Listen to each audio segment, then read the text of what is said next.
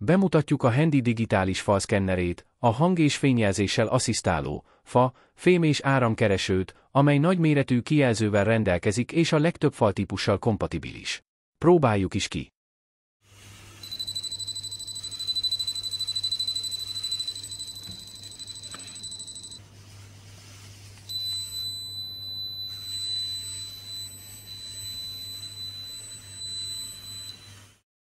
Önnel is előfordult már, hogy félve fúrt a falba, mert nem tudta pontosan hol mennek a kábelek.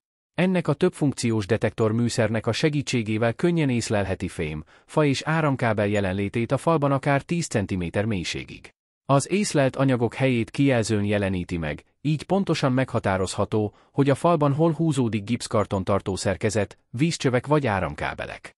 A műszer 9 voltos elemmel működik, mely tartozékként a csomagban található.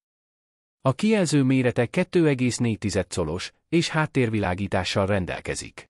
Vasat és színes fémeket 8-10 cm-ig érzékel, áramkábeleket 5 cm-ig és fát 2 cm-ig. A vas érzékeléséhez szükséges minimum átmérő 2 cm, érzékelési pontossága plusz-minusz 10 mm.